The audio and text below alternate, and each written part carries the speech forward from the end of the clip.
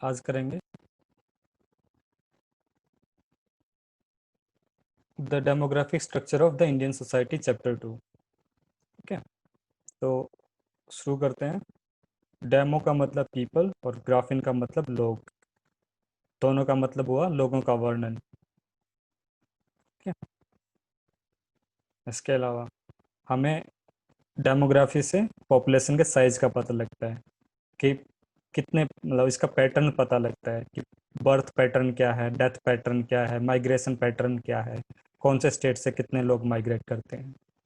इसके अलावा स्ट्रक्चर और कंपोजिशन ऑफ का पॉपुलेशन का पता लगता है कि रिलेटिव प्रोपोर्शन, मतलब कि सोसाइटी में कितने मैन हैं, कितने वुमेन्स हैं, और कितने डिफरेंट एज ग्रुप, मतलब कि कितने बच्चे हैं और कितने बूढ़े लोग हैं।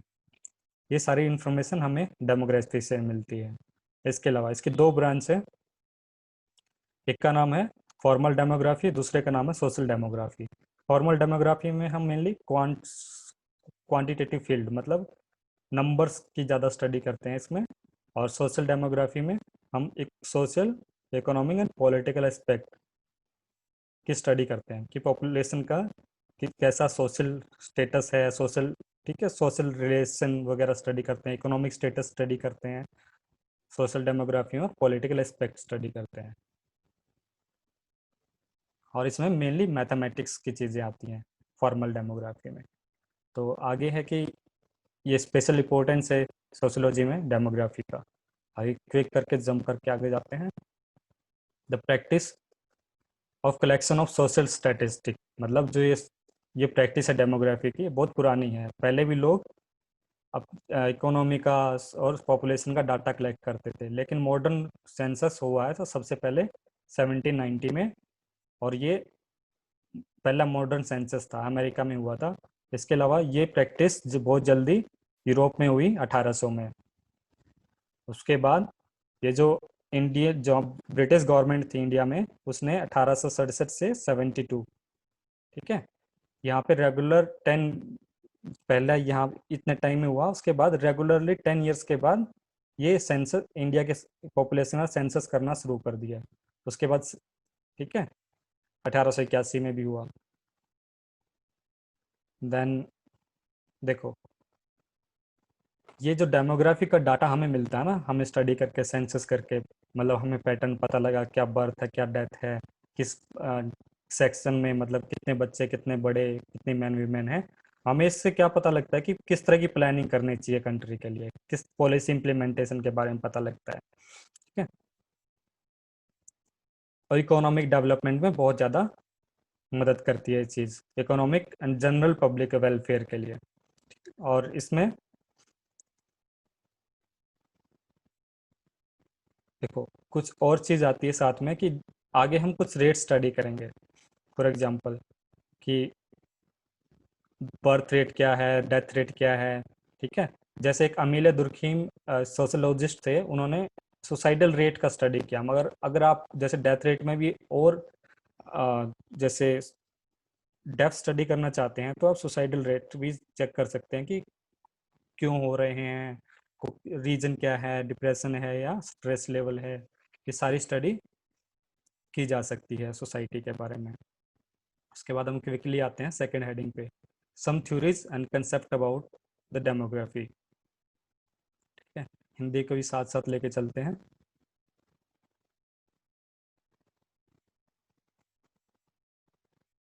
ये रहा, इसमें एक माल्थस की थ्योरी है और एक और थ्योरी है इसके अंदर।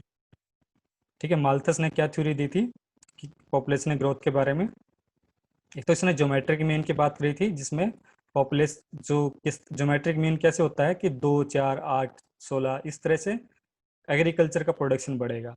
ठीक है, लेकिन अर्थमेटिक प्रोग्रेशन, इसने इससे इससे पॉपुलेशन ग्रोथ को रिलेट करा था कि पॉपुलेशन कैसे बढ़ती है, 2, 4, 6, 8, 10। ठीक है, इस तरह से कि पॉपुलेशन बहुत जल्दी बढ़ती है, लेकिन जो ग्रेन्स है, जो प्रोडक्टिविटी एग्रीकल्चर में, वो इतनी जल्दी नहीं बढ़ती। इनका कहने का मतलब यही था कि इतनी ज़्यादा पॉपुलेशन हो जाएगी एक टाइम में कि उसको, वो खुद स्टारवेशन का शिकार हो जाएगी। ठीक है, कि उसकी ऑटोमेटिकली डेथ हो जाएगी फिर, मतलब इतनी ज़्यादा पॉपुलेशन सस्टेन नहीं कर पाएगा। कंट्री। इसके अलावा कुछ नेचर में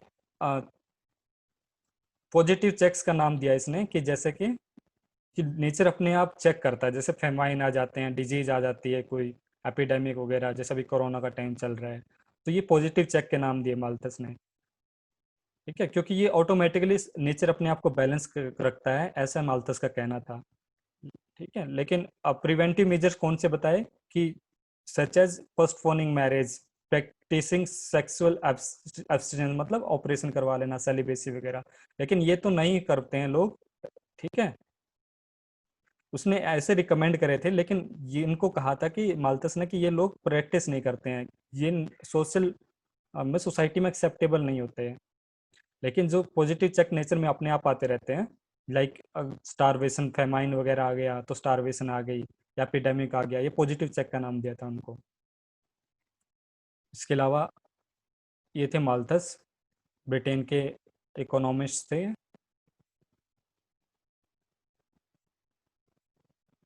और इन्होंने ये भी कहा था कि जो पॉवर्टी है वो ड्यू टू द पॉपुलेशन है, न कि कैपिटलिज्म के कारण। ठीक, तो इसने ऐसा क्यों कहा था, कि क्योंकि जब पॉपुलेशन इतनी ज़्यादा बढ़ रही है, जो जो प्रोडक्शन हो रहा है वो पॉपुलेशन के कारण ही लोगों तक, ज़्यादा पॉपुलेशन होने के कारण गरीब लोगों तक नहीं पहुंच रहा, ऐसा इसका कहना था।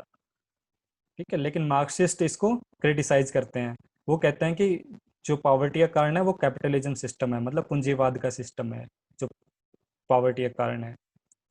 इसके अलावा इन्होंने एक दो बात और कही थी यहाँ पे, कि 18th सेंचुरी तक बहुत ज़्यादा ड्रामेटिक इफेक्ट होंगे स्टेट में, ऐसा कुछ आउटब्रेक हो जाएगा एपिडेमिक्स वगैरह का, लेकिन ऐसा कुछ नहीं हुआ। जो यूरोप की पॉपुलेशन थी वो, उसमें बर्थ रेट डिक्लाइन शुरू हो जाता है, बर्थ कम हो जाती है ऑटोमेटिकली। और साथ में जो इंडस्ट्रियल रेवोल्यूशन आता है ब्रिटेन यूरोप में, उससे प्रोडक्शन भी बढ़ जाता है। इनका क्या कहना था कि प्रोडक्शन, जो एग्रीकल्चर है वो धीरे धीरे बढ़ेगा, लेकिन जो एग्रीकल्चर वो एकदम बढ़ जाता है यूरोप में। आपने पढ़ा था कि इंडस्ट्रियल रेवोल्यूशन आ जाता है, स्टीम इंजन वगैरह आने से और भी ज़्यादा मशीनरी आ जाती है, जिससे वो ट्रैक्टर वगैरह आ जाते हैं, जिससे प्रोडक्शन बढ़ता है। तो इसकी थ्योरी गलत प्रूव हो गई थी। सेकंड थ्योरी थी the theory of demographic transition.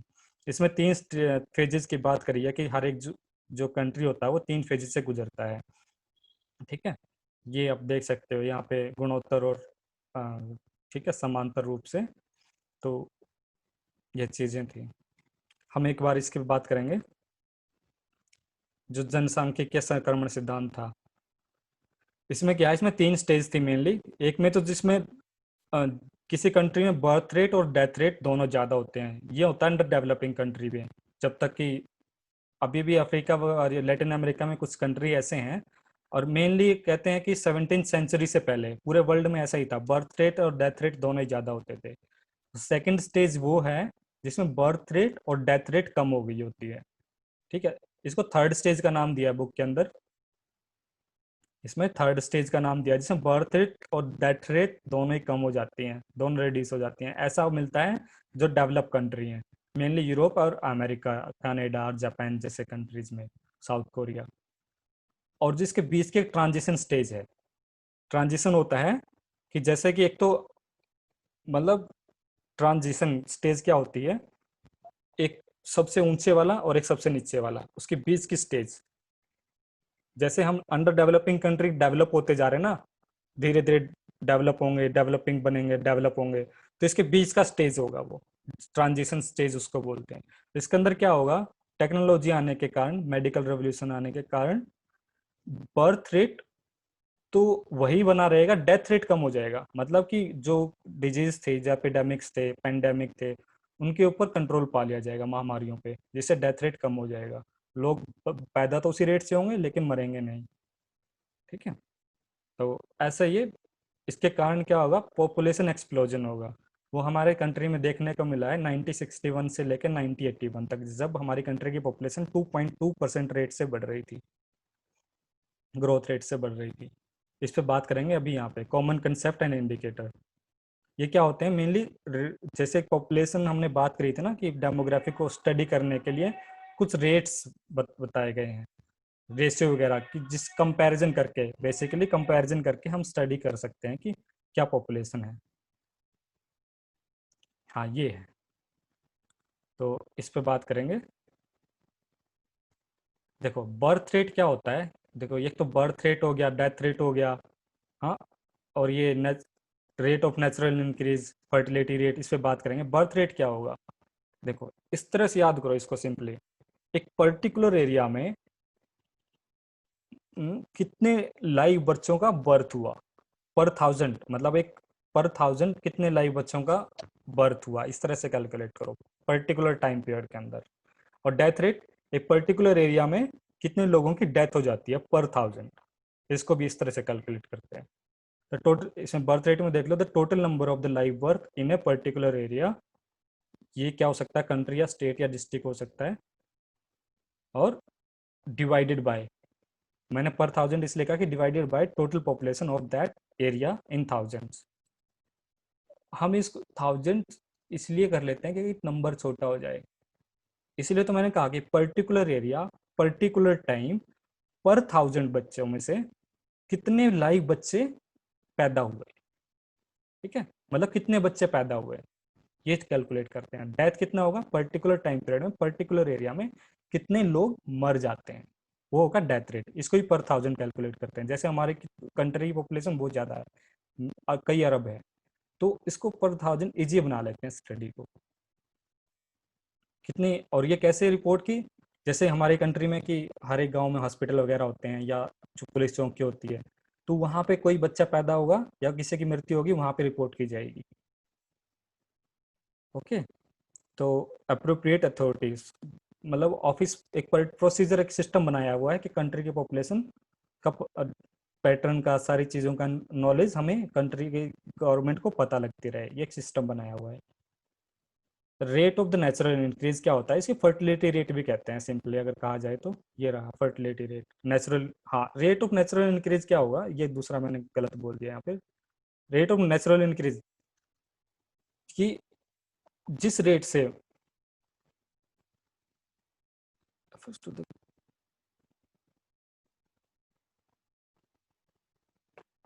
देखो इसका मतलब ये है कि नेचुरल की जितनी बर्थ हो, डेथ रेट हो, उनको बर्थ रेट और डेथ रेट में जो डिफरेंस होगा वो होगा नेचुरल इंक्रीज। और किसी भी कंट्री को स्टेबलाइज पॉपुलेशन रखने के लिए क्या जरूरत होती है कि कंट्री की ना तो पॉपुलेशन कम हो, हाँ, ना बहुत ज्यादा हो जाए, मतलब बराबर रखने के लिए कि जितने जन्मे उतने मर गए, ठीक है, एक स्टेबलाइज पॉपुलेशन तब होती है। तो वो कैसे होगी कि जब मतलब ना तो बच्चे, किसी के दो बच्चे हों, किसी के एक बच्चा हो, मतलब 1.5 कहते हैं कि जिसको स्टेबल कंट्री की पॉपुलेशन होनी चाहिए, 1.5% के रेट से बढ़नी चाहिए। अगर इससे कम रेट से बढ़ेगी तो पॉपुलेशन कंट्री की कम हो जाएगी, ठीक है।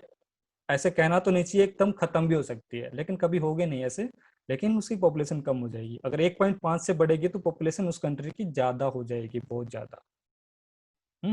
जैसे किसी के एक टाइम पे 3 बच्चे हैं, उसके 6 आगे वाले बच्चों के 9 हो जाएंगे, फिर उनके 27 हो जाएंगे। मतलब अगर 1.5 के हिसाब, किसी के आधा बच्चा तो नहीं होता, लेकिन इस तरह कहते हैं ना, किसी के 2 बच्चे या किसी के एक बच्चा, तो 1.5% के रेट से बढ़ेगी ना, तो पॉपुलेशन स्टेबल होगी, ये बात है यहाँ पे। तो जो बर्थ रेट और डेथ रेट के बीच में डिफरेंस आता है वो नेचुरल इंक्रीज होता है। अगर बर्थ रेट ज़्यादा होगा तो पॉपुलेशन बहुत ज़्यादा बढ़ जाएगी, डेथ रेट कम होगा तो, ठीक है। अगर डेथ रेट और बर्थ रेट बराबर होंगे तो स्टेबलाइज रहेगी। अगर बर्थ रेट कम हुआ और डेथ रेट ज़्यादा हुआ तो पॉपुलेशन कंट्री की बिल्कुल कम हो जाएगी। आपको समझाने के लिए इसे कह सकता हूँ, बिल्कुल खत्म हो जाएगी, बर्थ रेट कम और डेथ रेट ज़्यादा है, ठीक है। कुछ कंट्री ऐसे हैं जैसे जापान वगैरह, रसिया वगैरह, यहाँ पे बर्थ रेट कम है और डेथ रेट कुछ ज़्यादा है, तो इनकी पॉपुलेशन कम हो चुकी है। एक एजिंग वाला पॉपुलेशन वाला कंसेप्ट आएगा यूरोपियन कंट्रीज का, आगे उसको स्टडी कर लेंगे, यहाँ पे बताने में मजा नहीं आएगा। एक आता फर्टिलिटी रेट, पहले हमने डेथ रेट बर्थ रेट की बात करी, अब फर्टिलिटी रेट की बात करते हैं। देखो एक वुमेन 15 to 49 ईयर्स तक चाइल्ड को बर्थ दे सकती है, ठीक है। तो इस एज के दौरान इसी रेट को फर्टिलिटी रेट कहते हैं, जी के कितने लाइव बच्चा को उसने बर्थ दी। Total fertility rate is refer to the total number of the live birth that a woman would have if she lived through the reproductive age group and had average number of babies any segment of the age group determined by, देखो अगर वो चाहे तो बहुत सारे बच्चों को जन्म दे सकती है, लेकिन टिपिकली एक मैरिज होती है तो मेनली वो 2 to 3 चिल्ड्रन को बर्थ देती है। तो आपको यही समझना है बुक्स में कि ये क्या होता है कि बर्थ कितने लाइव बच्चों को उसने बर्थ दिया अपने फर्टिलिटी पीरियड के ड्यूरेशन के दौरान। इन्फेंट का मतलब हो गया शिशु, मोर्टेलिटी मतलब जिंदा रहना, मोर्टल इमोर्टल हो गया कि जो कभी अमर आदमी, इमोर्टैलिटी मतलब जो मर जाता है। इन्फेंट शिशु, मोर्टेलिटी। ठीक है, इन्फेंट मोर्टेलिटी क्या होती है कि पर थाउजेंड कितने जीवित बच्चे जन्मे, ये भी पर थाउजेंड कैलकुलेट करते हैं, और पर्टिकुलर टाइम पीरियड में कितने जिंदा बच्चों ने जन्म लिया। और मैटरनल मोर्टेलिटी रेट क्या होगा, is the number of the women who die. क्या होता था पहले कि बच्चा देने के टाइम पे कुछ माताओं की मृत्यु हो जाती थी, तो उनको भी पर थाउजेंड कैलकुलेट किया जाता है। ठीक है, वो इसलिए कि क्योंकि इंडिया बहुत बड़ा कंट्री है, इस तरह स्टडी करना बहुत टफ हो जाएगा। एक बार हिंदी में देख लेते हैं इसको, आप इसको स्टडी कर लेना, मैंने इसको मार्क भी नहीं किया है। Become tough. So maternal mortality क्या होगा, हाँ बता दिया कि पर थाउजेंड पर्टिकुलर टाइम पीरियड में कितने बच्चे देने वाली मदर्स की मृत्यु हो जाती है। इस पे बात करेंगे कि ये याद रखना है, टर्म्स आगे आएंगे कि कितने इन्फेंट मोर्टेलिटी रेट कितना है, कितना नहीं है, मैटरनल मोर्टेलिटी रेट पहले कितना था ज़माने में, हिस्ट्री में। हाँ, और अभी हमें गवर्नमेंट बनने के बाद, आज़ादी के बाद कितना हो गया, ये सारे डेटा आपके काम की चीज़ें हैं। ये पर थाउजेंड इसीलिए तो बताते हैं कि ये नंबर हम इसके बाद इसका रेट पर परसेंटेज में, ठीक है, इस तरह से रेट इसके स्टडी कर सकते हैं। अब एक सेक्स रेशियो आता है, ये तो सबको पता ही होगा, ये भी एक रेट ये स्टडी करने का कि पर थाउजेंड कितनी मेल्स के पीछे कितनी फीमेल्स हैं। नेचुरली ये फीमेल्स वैसे थोड़ी कंपैरेटिवली कम पैदा होती हैं, और लेकिन कुछ नेचुरल फैक्टर से कम पैदा होती है, लेकिन कुछ जो टेक्नोलॉजी वगैरह या कुछ सोशल फैक्टर्स जो ट्रेडिशन उससे भी और ज़्यादा कम हो चुके हैं। ये नंबर्स दे रखे हैं, अगर 1000 मेल पैदा होते हैं तो 943 से 952 तक फीमेल पैदा होती है, 1943 टू 1952 फीमेल्स पैदा होती है पर 1000 मेल्स। नेचुरल ये ऐसे ही है। और फिर आगे हम इसको टफ बना देते हैं क्योंकि कुछ सोशल रीजन से इन्फेंटिसाइड वगैरह होता है। तो ये केरला का एक डाटा दे रखा है जो 1000 मेल के पीछे 115 फीमेल्स हैं, सेक्स रेशो। उसके बाद age structure of the population, ये क्या चीज़ है, इस पर बात कर लेते हैं। Age structure of the population क्या होगा, देख, हम पॉपुलेशन को स्टडी को इजी बनाने के लिए क्या करते हैं, पॉपुलेशन का डिवाइड करते हैं कि 0 to 14 बच्चे आ गए, 15 to 49 एडल्ट जो अर्निंग का पॉपुलेशन है, जिस पर डिपेंड किया जा सकता है, जो अर्न कर सकती है, वो पॉपुलेशन आ गई। और 59 टू अबो हो गया ओल्ड एज। इस तरह से पॉपुलेशन का स्ट्रक्चर पैदा होता है। The structure changes in response to the levels of the development average life expectancy in Muslim poor people. Regulatively, moreover, the infant mortality rates. अब डिपेंडेंसी रेशियो देखो, इसी से रिलेटेड है।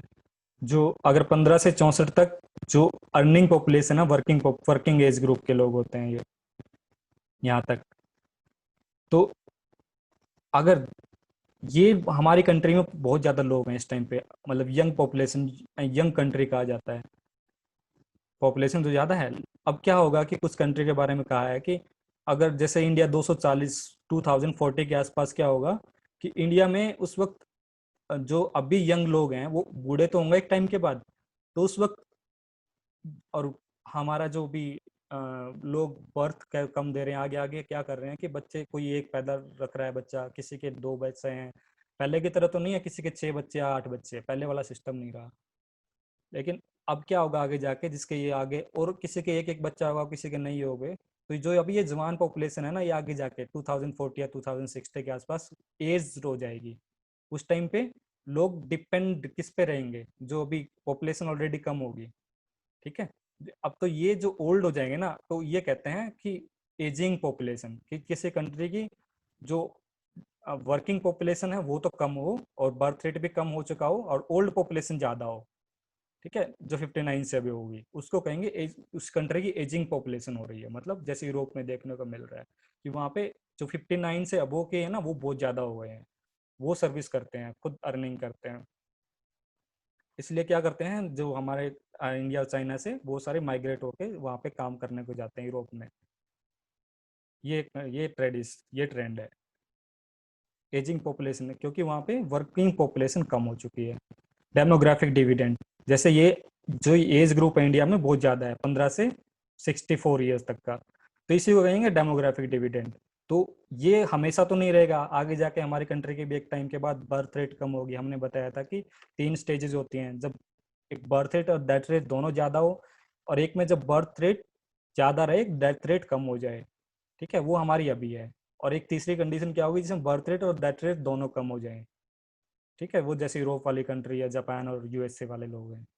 तो ये है कि अभी हमारे पास जो ये ग्रुप है ये ज़्यादा है, इसको डेमोग्राफिक डिविडेंड कहेंगे, क्योंकि ये वर्किंग पॉपुलेशन है और इसका यूज़ करके हो सकता है कि बहुत सारे लोग कम्पिटिटिव एग्जाम की तैयारी कर रहे हैं या फिर काम नहीं कर रहे, वो अलग बात है। तो ये इसका मतलब ये हुआ कि हमारा कंट्री इसका फ़ायदा नहीं उठा पा रहा। यही चीज़ लिखी है, आप देख लेना है इसको आराम से। The size and growth of the India's population, इस पर बात कर लेते हैं।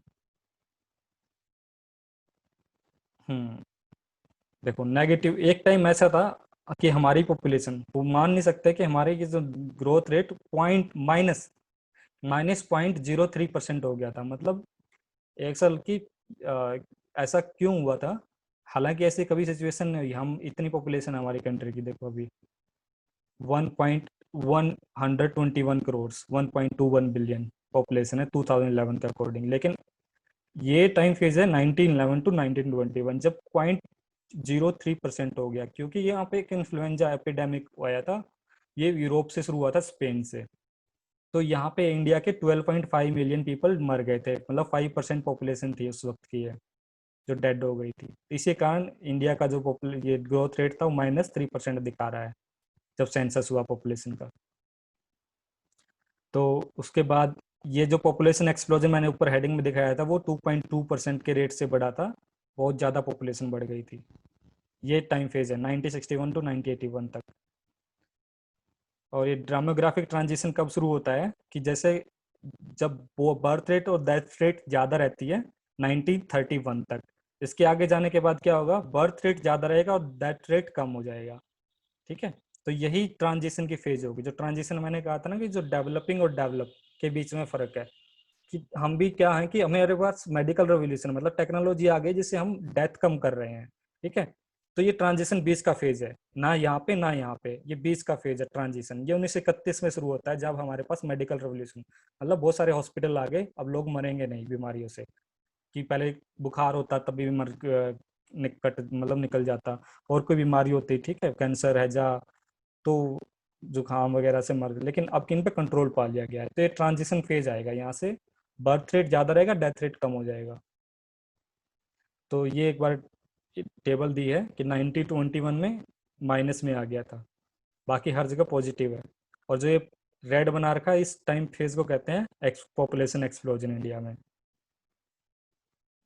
आप ये चार्ट देख सकते हैं 1901 टू 2017, जिसमें ये बर्थ रेट है ब्लू वाला और रेड वाला डेथ रेट है। आप देखोगे कि बर्थ रेट उसी हाई है थ्रू आउट, कम तो हो रहा है, कम रेट से बढ़ रही है हमारी पॉपुलेशन। लेकिन जो डेथ रेट है ना वो कंपैरेटिवली बहुत ज़्यादा कम हो गया मेडिकल रेवोल्यूशन आने से, टेक्नोलॉजी इंट्रोड्यूस होने से। बहुत सारे हॉस्पिटल, मेडिकल जो ये कॉलेजेस वगैरह और ये डिस्पेंसरीज वगैरह खुलने से डेथ रेट पे बहुत कंट्रोल पा लिया गया है। ये डाटा दे रखा है, ठीक है, 2018 का, गवर्नमेंट ऑफ इंडिया के द्वारा। अब इसको देखते हैं कि एपिडेमिक, ये इन्फ्लुएंजा के बारे में कहा है कि जब इसको आप देख लेना, कोई खास चीज़ नहीं है। मतलब हमारी 5% पॉपुलेशन डेड हो गई थी, तो ये 12 पॉइंट देख लेना, इसमें ये पूरे वर्ल्ड में था।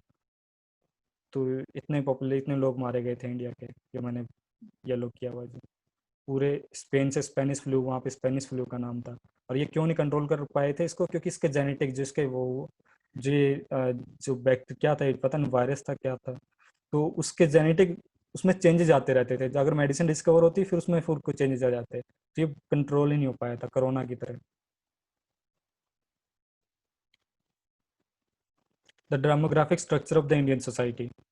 तो एक बार हिंदी भी देख लो इसको साथ साथ, हिंदी वाले बड़े नाराज होंगे।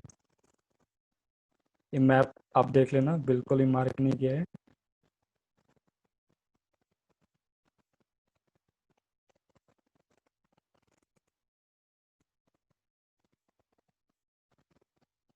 चलो यहीं पे हार गए हैं, यहीं पे आगे आगे लगते हैं।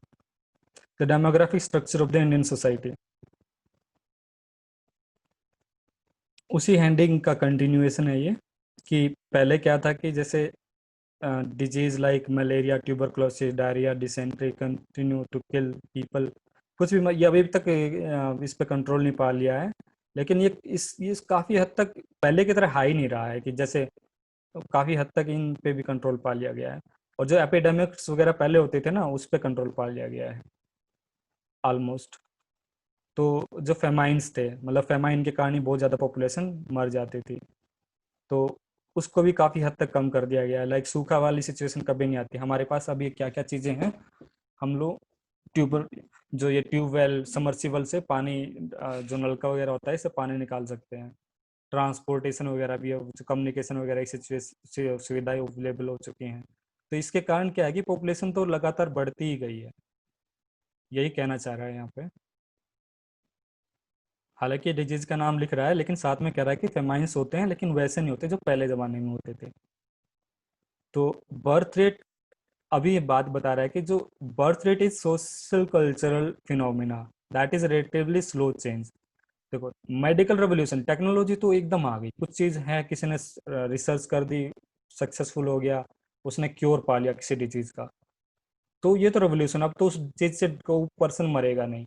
लेकिन जो बर्थ रेट था ना, वो एक सोशल फिनोमेना है। वो एकदम कोई पर्सन बिल्कुल एकदम क्लिक नहीं करेगा दिमाग में उसको। जैसे बोलेगा भगवान की देन है या फिर अल्लाह की देन है बच्चे, तो कंटिन्यूअसली ज्यादा प्रोड्यूस करता रहेगा, और एक उसके माइंड में फियर रहेगा कि बच्चों की डेथ हो सकती है डिजीज वगैरह से। तो वो अपनी जो लाइन है ना, क्या बोलते हैं बच्चे, उसको सिक्योर, अपने नेम को सिक्योर करना चाहता है। तो बच्चे ज्यादा ही पैदा होते रहेंगे कंटिन्यूअसली। तो ये रीजन है। तो ये स्लो फिनोमेना है कि इसका मतलब बर्थ रेट के धीरे धीरे करके कम होगा ज्यादा। ठीक है। तो हमारा, हमने देखा था डायग्राम में कम हो रहा है, लेकिन इतनी स्पीड से कम नहीं हो रहा था डायग्राम में कि जितना डेथ रेट कम हो गया। इसलिए पॉपुलेशन हमारी कंट्री की हाई बनी हुई है अभी तक। अब कुछ स्टेट्स के नाम ले रहा है कि जैसे आंध्र प्रदेश, हिमाचल, पंजाब, तमिलनाडु।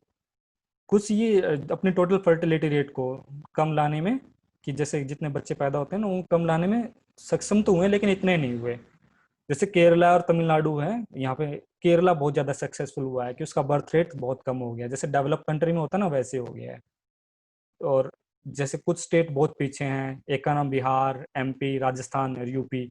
ये बहुत इनका हाई टोटल फर्टिलिटी रेट है। हमने फर्टिलिटी रेट की पहले बात करी थी ना, कि 15 टू 49 ईयर्स तक।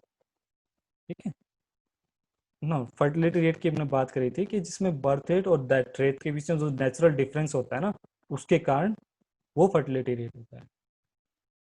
यही था ना? या फिर वुमेन्स का था जो एज ग्रुप में बच्चे, विल चेक इट लेटर। तो जैसे ये स्टेट के नाम लिए, इन्होंने कुछ कम कर दिया है, डाउन फर्टिलिटी रेट आया है। लेकिन जो बिहार है, इनका अभी तक हाई है। ये 4 स्टेट के नाम लिए जो मैंने, राजस्थान बहुत हाई है टोटल फर्टिलिटी रेट 2016 में, बहुत हाई स्पीड से इनका बढ़ रहा है। तो अभी कहते हैं इनका अगर इसी रेट से बढ़ा, तो ये जो 4 स्टेट हैं, UP, Bihar, UP and Bihar, दो ही स्टेट हैं, they will account to 50% population होगी इनकी हमारे कंट्री। ठीक है।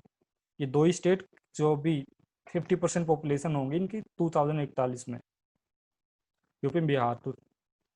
हम्म, अगर ऐसे ही बढ़ता रहा तो highest birth rate in India is UP Pradesh, Uttar Pradesh, Bihar, addition the Indian population up to the year 50% population होगी इनकी भैया 2041 में। बाकी पूरे इंडिया की इतनी होगी जितनी दो स्टेटों की होगी। आगे आप डायग्राम देखना। इसको थोड़ा मिनिमाइज कर देता हूँ मैं, छोटा कर देता हूँ। देखो, आप पॉपुलेशन देखना कि कौन से स्टेट की कितनी है अभी। जो हरियाणा पंजाब है, पंजाब बिल्कुल काफ़ी कम है, ठीक है, ये बिलो स्टेट से बढ़ रही हैं। लेकिन जो ये ग्रीन वाले हैं ना, बहुत एक्सप्लोजन हो रहा है यहाँ पॉपुलेशन का। लेकिन ये जैसे केरला है, बहुत कम है यहाँ पॉपुलेशन, तमिलनाडु में। बस ये दो ही स्टेट हैं जो सबसे कम है, बाकी सबकी ज़्यादा ही पॉपुलेशन है। ग्रीन बहुत ज़्यादा है। इसके अलावा लिखा है कि देखो, यूपी और बिहार की पॉपुलेशन 28% है 2000, ये तो कॉन्ट्रास्ट आ गया, वो डाटा आ गया 2041 में। आप समझ सकते हो, will check it later and will study.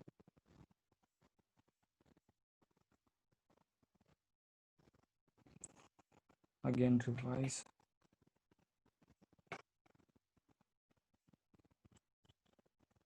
अब age structure of the Indian population, तो 0 to 14 years will reduce its share by about 11% 2026। तो हमारा जो पॉपुलेशन है ना, ये आगे आने वाले टाइम में कम हो जाएगा। अभी का देख ले डायग्राम, यहीं से पता लग जाएगा सब। मतलब कि पूरे अगर देखते हैं कि 100 बच्चे हैं, टोटल 100 लोग हैं, अगर उसमें 1961 में 0 से 14 एज ग्रुप तक के 41 बच्चे थे, 15 to 49 तक 53 और 60 इतने लोग थे। इसका मतलब क्या है कि हमारे जो यंग लोग हैं, ये जो वर्किंग एज पॉपुलेशन है, वर्किंग एज ग्रुप, ये बहुत ज़्यादा है। देखो 2026 तक 64 लोग होंगे, कितना ज़्यादा।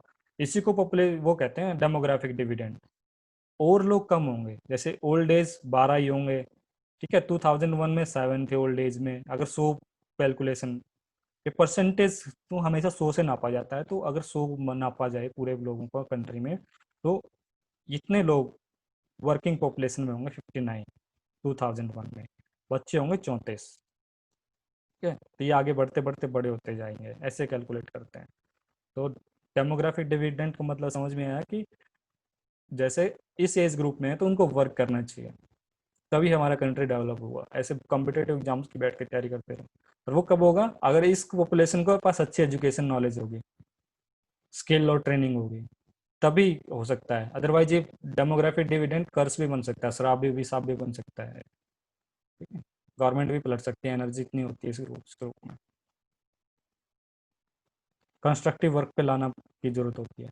इसके अलावा ये डायग्राम मैंने बनाए हैं, क्योंकि मैंने नहीं बनाए, ये इजीली आपको थोड़ा एनालिसिस दे देंगे। देखो, ये है 1961 तक, तब यहाँ इतने लोग पैदा होते थे, इस रेट इतने। आगे जाके देखोगे 26 तक कितने, यहाँ पे 14 के बजाय कुछ और नंबर दिखेगा, तो आपको शायद 8 दिखे या 6 दिखे केरला वाले स्टेट में, बिहार जैसे में यहाँ पे दिखेगा। तो आप इसको आराम से स्टडी कर सकते हो बुक के अंदर। देखो 12 आ गया आगे इंडिया के 1981 में। ये फीमेल है, रेड, ठीक है। ये होती कम पैदा है, लेकिन आखिरी में इनकी कंपैरेटिवली ज़्यादा जीती है मेल से।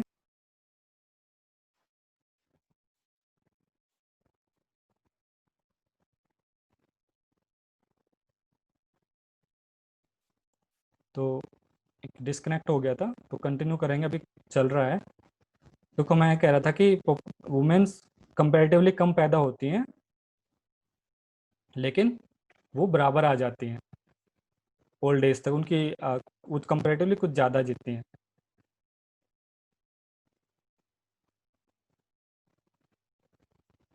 कैसे करूँ?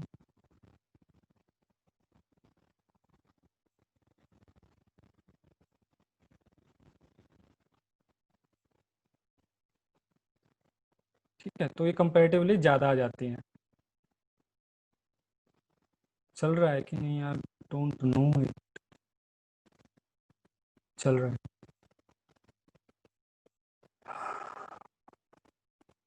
चलो एक बार फिर से देख लेते हैं। 1981 में 12 पैदा हो, मतलब पहले 14 थे, 81 में थोड़े कम हो गए, 14 12 पैदा हो रहे हैं, दोनों मेल फीमेल ओवरऑल लेकर चल रहे हैं राउंडिंग के लिए। अभी 2001 में भी इतने ही हुए, ज़्यादा कम नहीं हुए, लेकिन 26 में 8 पैदा होंगे, ठीक है, 8 मेल 8 फीमेल, इस रेट से ये रेट चल रहा है। तो आप देख रहे हो ना कि कम होते जा रहे हैं, हालांकि ज़्यादा है बर्थ रेट फिर भी डेथ रेट से, लेकिन कम तो हो रहा है। आगे हम देखेंगे, ये आप पढ़ लेना खुद, ऊपर वाला येलो टेबल। हाँ, ये यूपी का बता रहा है कि 26 में भी यहाँ पे 10 बच्चे पैदा होंगे, जो हाई है, और इसको कंपेयर करेगा केरला से, यहाँ पे 6 बच्चे पैदा होंगे, जो ठीक होगा एवरेज से। मतलब टोटल पॉपुलेशन का दिखा रहा है, एक बच्चे एक पे पैदा नहीं होंगे। रेट आप कंपैरिजन से देख सकते हो फर्क कितना है। इसके अलावा पढ़ते जाना है इसको, थोड़ा जल्दी करेंगे अभी डिस्कनेक्ट ना हो जाए। The declining sex ratio in India, ये एक मेजर ट्रबल है। आप जानते ही हो कि सेक्स रेशियो क्या होता है, कि पर थाउजेंड कितनी फीमेल्स हैं, ठीक है। However India has the declining sex, historically तो बराबर था, ठीक है, मतलब फीमेल्स ज़्यादा पैदा होती थी पहले देखा जाए तो, लेकिन ये हाउएवर आर्क है ना, इसके बाद ये मेडिकल रेवोल्यूशन का टाइम है, जब बर्थ रेट कम हो जाता है, बर्थ रेट नहीं डेथ रेट कम हो जाता है, और प्लस बर्थ रेट सिलेक्टिव हो जाता है, कि अब वो यहाँ पे मेडिकल रेवोल्यूशन आने से कुछ अबॉर्शन वगैरह किए जा सकते हैं, तो वो वाला सिनेरियो है यहाँ पे। तो अभी जो कह रहा है कि 972 फीमेल्स आ जाएंगे पर थाउजेंड 20th सेंचुरी में, तो इसके कारण जो ये कम इतना रेट हो जाएगा, तो क्या जरूरत पड़ेगी, एज स्पेसिफिक सेक्स रेशियो भी कलेक्ट करने की लोड होगी। ये शुरू हो जाता है 1961 से, जो पहली बार, आप टेबल में देख लो, यहाँ पे देखो ये टेबल है, यहाँ पे पहले जब लोग बड़े हो जाते थे ना, तब काउंटिंग होती थी, लेकिन जो 0 to 6 एज का ना, 0 to 6 ये स्टार्ट हुआ था 1961 से लेके अभी तक कंटिन्यू है।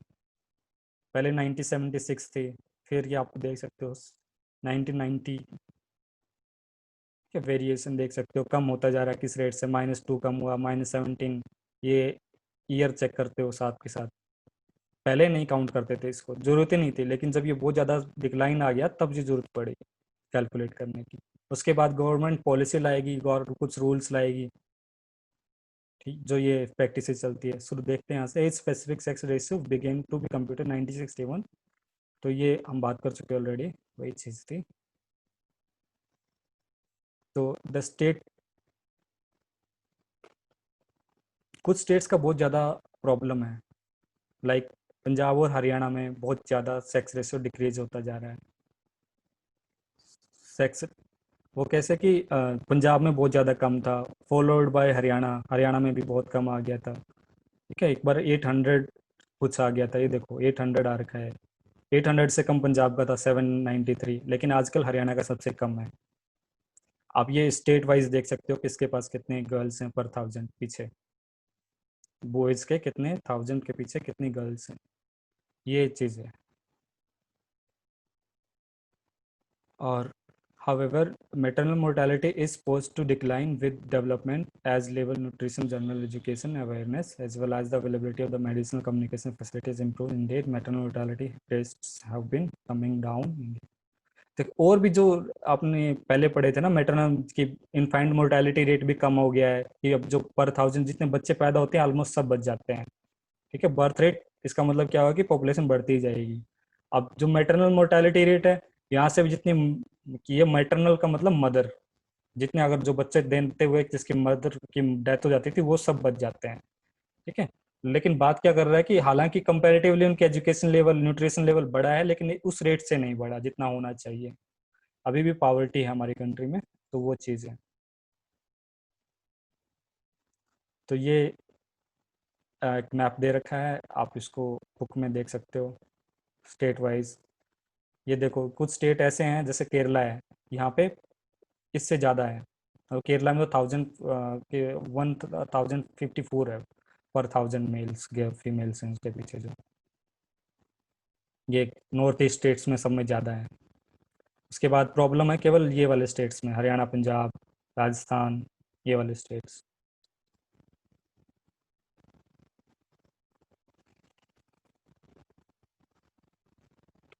जो ये फैक्टर है ना, वो कौन से रिस्पॉन्सिबल हैं, जो डिक्रीजिंग, जो ये डिक्लाइनिंग सेक्स रेशियो है, चाइल्ड सेक्स रेशियो, उसका ये उसके नाम बनते हैं। तो neglect of the girl babies in infancy leading to high rates of death. मतलब अगर कोई किसी के बच्चे पैदा, लड़की पैदा होती है तो उसकी ज़्यादा मेडिकल केयर वगैरह नहीं की जाती। बुखार होता है तो ठीक है, लड़की है। अगर लड़का होता है तो उसकी ज़्यादा केयर की जाती है इन कंपैरिजन टू बॉय। तो और कौन सी प्रैक्टिस कंटिन्यू है? फीमेल इन्फेंटिसाइड, आप जानते हो इसको। कुछ रिलीजियस और कल्चरल बिलीफ भी इस चीज़ को बढ़ावा देते हैं। एक सोनोग्राम जैसे, एक क्या था ये, जिससे इन एक्सरे था जो, मतलब पहले से ही एक अल्ट्रासाउंड एक्सरे, मतलब क्या था कि इससे पहले से ही पता लग जाता है कि, मतलब अर्ली एज प्रेगनेंसी में, तो 4-5 महीने में, 3-4 महीने के बाद पता लगाया जा सकता था कि चाइल्ड गर्ल होगा या बॉय होगा। तो अगर वो सेलेक्ट, इसको कहते हैं ना,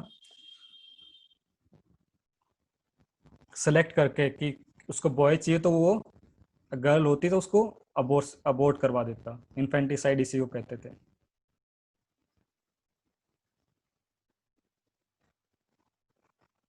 तो मेनली जो ये प्रोस्पर्स लोग थे या उनके अंदर ज़्यादा देखा गया, क्योंकि वो सिलेक्टिव जो चीज़ रखते हैं उसको प्रेफरेंस देते थे।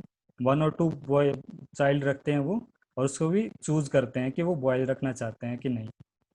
ठीक है। तो प्रॉस्परस स्टेट जैसे दिल्ली के आसपास हरियाणा पड़ता है, तो वहाँ पे दिल्ली में टेक्नोलॉजी जल्दी आती है, और पास में ही हरियाणा पड़ता है। तो यहाँ पे बहुत ज़्यादा इसलिए भी डिक्लाइनिंग हमारे यहाँ पे स्टेट में देखा गया है कि बॉयज़ के पीछे बहुत कम गर्ल्स रह चुके हैं। थाउजेंड्स बॉयज़ के पीछे अबाउट 940 गर्ल्स हैं हरियाणा में।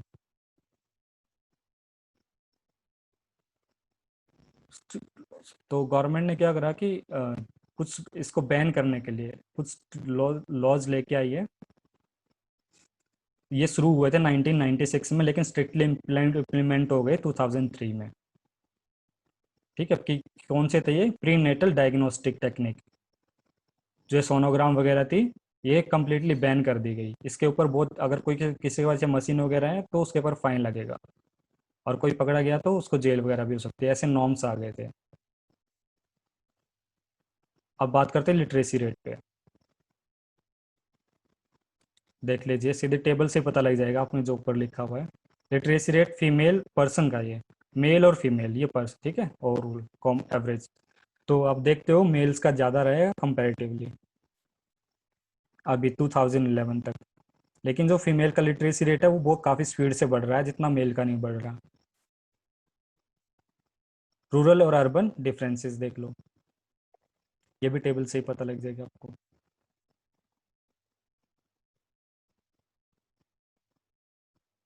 देखो, people are increasingly engaged in non-farm rural occupation like transport services, business enterprises और craft manufacturing।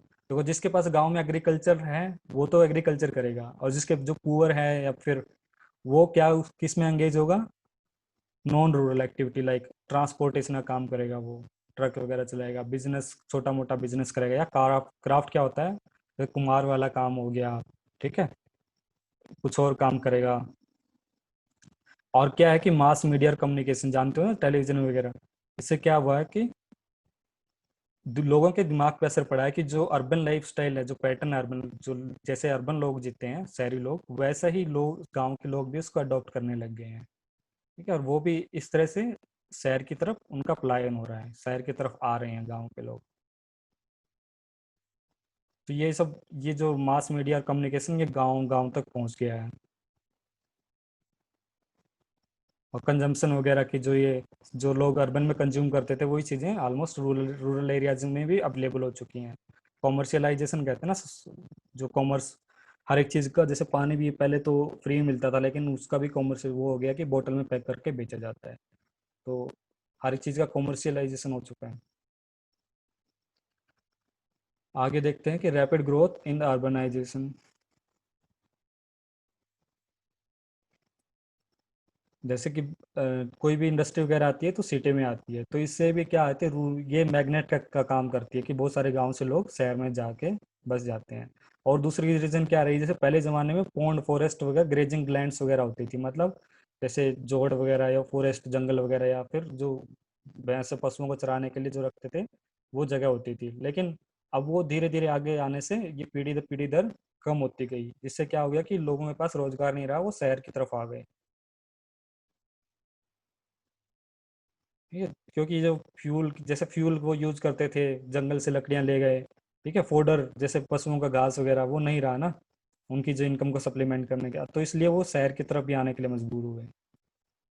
तो और एक क्या बात है कि जैसे एक गांव में एक डोमिनेंट क्लास होती है, या एक जो वर्ना सिस्टम देखा है ना कि हायर कास्ट लोअर कास्ट, तो सिटी में ये चीज़ें नहीं देखी जाती।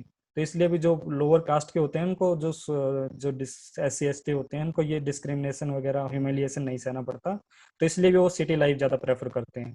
और दूसरा, जो डोमिनेंट कास्ट के जो पुअर लोग हैं ना, जो अमीर का जो डोमिनेंट कास्ट होती है, हम पढ़ेंगे आगे डोमिनेंट और सबमिसिव कास्ट जो होती हैं। तो डोमिन जो पुअर लोग है डोमिनेंट कास्ट के, वो भी सिटी में आके जो हल्का जो लोअर स्टैंडर्ड का काम होता है, जो उनके वहाँ पे परमिट नहीं करते रूरल एरिया में, वो भी करने लगे हैं। सिटी में है वो परमिट हो जाता है, कोई क्वेश्चन करने वाला नहीं होता। तो पॉपुलेशन पॉलिसी ऑफ इंडिया देख लो एक बार। तो देखो, हमारी पॉपुलेशन बहुत ज़्यादा है, लेकिन हमारी गवर्नमेंट ने क्या करा इसके लिए, कुछ स्कीम, कुछ पॉलिसी लेके आई। एक पॉलिसी सबसे पहले इंडिया ने कुछ इस तरह की 1952 में सबसे पहले अनाउंस करी थी, देख लेना ये क्या थी। तो हमारी पॉपुलेशन पॉलिसी का मेन पर्पस क्या था कि slow down the rate of the population growth rate. ठीक है, तो जो पॉपुलेशन जिस रेट से बढ़ रही है उसको स्लो करना था। हालांकि हम काफ़ी सक्सेसफुल भी हुए हैं, लेकिन इतना नहीं हुए, अभी बहुत ज़्यादा है, रेट से बढ़ रही है। तो इसको हमें लोगों का अवेयरनेस देना था। तो हेल्थ इशू के बारे में वगैरह में बहुत सारी नॉलेज दी, बहुत सारी स्कीमें आई इसके बारे में। तो डायग्राम में आगे दे रखी है एक बॉक्स बना के। देखिए, फैमिली प्लानिंग के प्रोग्राम वगैरह दिए गए, जिसमें कि न्यूक्लियर फैमिली को बढ़ावा दिया जाए, कुछ ऐसे मेजर लिए गए। ये सब इंडियाज डेमोग्राफी ट्रांजिशन, ये एक नई बुक है, आप देख लेना इसको एक बार। और जैसे कि एक 2012 की, 2010 में भी एक ऐसी पॉलिसी आई थी। एक ये 2017 की लेकर की है न्यू बुक के अंदर। इसके अंदर क्या था कि क्या एनालाइज किया है कि जो लाइफ एक्सपेक्टेंसी थी वो 70 ईयर हो जाएगी 2025 में लोगों की। और जो उसकी तो जरूरत ही नहीं बताने की, पहले लोगों की लाइफ एक्सपेक्टेंसी होती थी 36 ईयर। तो मेडिकल रेवोल्यूशन आने के बाद ये अब ये 70 तक पहुंच गई है। ठीक है, जो HIV और ये एड्स वगैरह डिजीज है ना, इसके बारे में अवेयरनेस प्रोवाइड की जाती है। और इसके अलावा जो बहुत सारी जो डिजीज होती हैं, TB, ट्यूबरक्लोसिस, इसकी भी मतलब इंफॉर्मेशन दी जाती है, मतलब इसके बारे में जो जनरल नॉलेज होती है ना वो प्रोवाइड की जाती है। जो मेडिसिन वगैरह अवेलेबल करवाई जाती है गवर्नमेंट हॉस्पिटल वगैरह में। ठीक है जी, ये भी डिजीज वगैरह हैं, देख लेना आप आराम। तो उसके बाद जो access to safe water sanitation to all, ऐसी स्कीम प्रोवाइड की गई है वोटिंग बैंक के, वोट लेने के लिए। तो देखो यहाँ पे आओ सीधे अभी, population by introducing a coercive programme of mass sterilisation. एक बार एक कुछ ऐसा सिस्टम चला था कि लोगों को पकड़ पकड़ के उनको उनका ऑपरेशन किया जाता था। मेल के लिए क्या था, उसका नाम था वैक्सक्टोमी, मतलब मेल का स्टरलाइजेशन। अब मेल बच्चे पैदा नहीं कर पाएगा। और फीमेल का था ट्यूबेक्टोमी। फीमेल भी अब अगर इसका ये ट्यूबेक्टोमी ऑपरेशन वगैरह हो जाता है तो वो भी चाइल्ड बर्थ नहीं दे पाएगी। तो ये स्कीम बहुत ही कोर्सिव थी, बहुत मतलब हार्ड स्कीम थी। तो ये इसमें क्या किया गया था, बहुत सारे पुअर लोगों को पकड़ पकड़ के उनका जबरदस्ती ऑपरेशन कर दिया गया था, तो गाँव वगैरह में चली थी। लेकिन जो नेक्स्ट गवर्नमेंट आती है स्कीम को अबंडन मतलब छोड़ देती है। ठीक है, नेक्स्ट अबंडन इसको छोड़ देती है। तो और इसके अलावा क्या किया गया, national family planning programme was renamed as national family welfare programme after emergency. तो ये प्लानिंग था वो जो हमने पहले पढ़ा था कि नेशनल प्लानिंग इंट्रोड्यूस की थी पीछे, नेस्ट फैमिली प्लानिंग। अब उसका नाम जो ये नई गवर्नमेंट आई जिसने एक पुरानी, और मुझे नहीं पता कि कौन सी पार्टी ने इंट्रोड्यूस किया था स्टरलाइजेशन, मेल और फीमेल का जबरदस्ती पकड़ के उनका स्टरलाइज कर देते थे। तो काफ़ी इसमें पूरे लोग सफ़र किए। तो अब उसके बाद जो नई गवर्नमेंट आती है वो इसको, उसका पुरानी गवर्नमेंट की स्कीम चल रही थी उसका नाम बदल के नेशनल फैमिली प्लानिंग प्रोग्राम रख देती है। ठीक है। और जो वो वाले मेथड जो ज़बरदस्ती वाले थे नहीं यूज़ किए जाएंगे, और अवेयरनेस प्रोवाइड की जाएगी कि कम बच्चे रखो, अच्छी होती है ये वगैरह वगैरह चीज़ें बताई जाएंगी।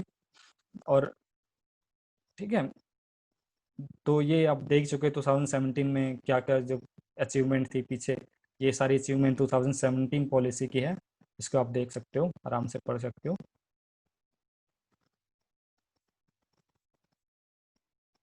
कुछ नए टारगेट लिए गए। ठीक है। तो उसके बाद क्वेश्चन आंसर्स हैं, इतना ही है क्लास चैप्टर पूरा।